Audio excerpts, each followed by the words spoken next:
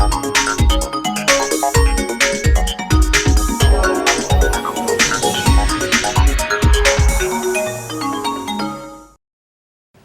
think the statement is from the Actv from Parliament touching the Human Rights Enforcement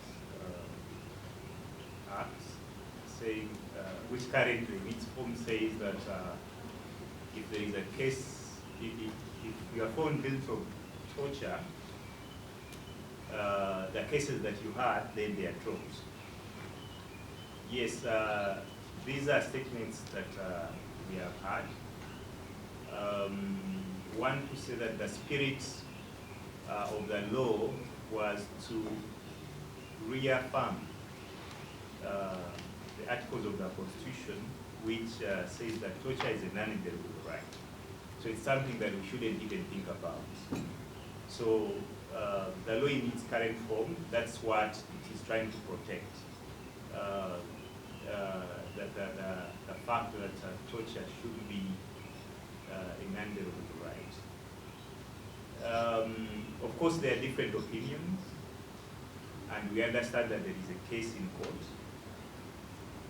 for which now the discussion is limited.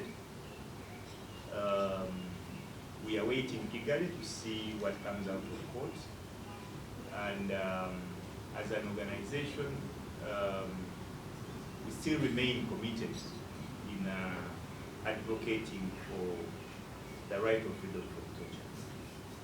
So since there is a case in court, I think we are limited to discuss about it at full length. So yeah, but that's what I can say for now. Do we record the reasons for torture? Yes. We get this information from the people that come to us, and in our current interactions with the survivors, we have seen that most of them are tortured in the context of being suspected criminals. It's a very high number. So when you go, for example, in the Karamoja region, where people are arrested because they are suspected to own guns, to have guns, so it's a very common thing. So most of them, that's the reason that they give, among other reasons that they give. So when you read our reports, you will see a trend of the reasons that survivors give. Why men being tortured more? It's not that men are tortured more. It's that these are the ones who come out to report. Probably women are tortured more, but they are not reporting. So with the current information that we have, men have come out openly to report cases of torture. But we also understand that because of the masculinity nature of men, they are more at risk for torture. When you look at, for example, when you see the March Parliament, you will see the number of men to women. When you see people arrested out of criminality, for example, so you see that men are more there, so men are more at risk compared to women, but they are also they easily come out to report when they are tortured compared to women. So that's why we make efforts to see that we empower women also to come out to make reports on torture.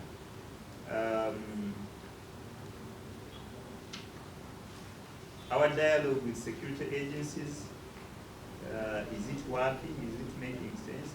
Yes, we continue to dialogue with security agencies because they are the major perpetrators. We can't throw them away. We want them to take up their responsibility, to be accountable.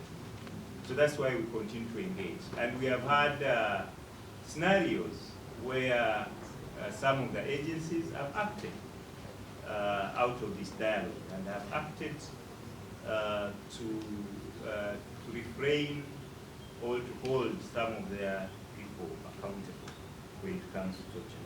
So these are conversations that will continue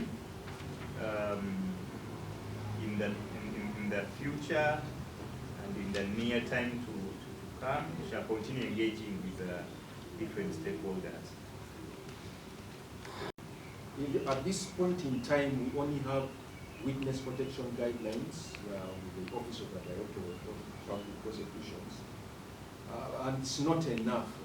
There's still a lot of fear about from people. They cannot come out to report torture, to report who has done the torture to them. So we believe with the witness protection law in place to help us have more people come out and speak openly about what has been done to them.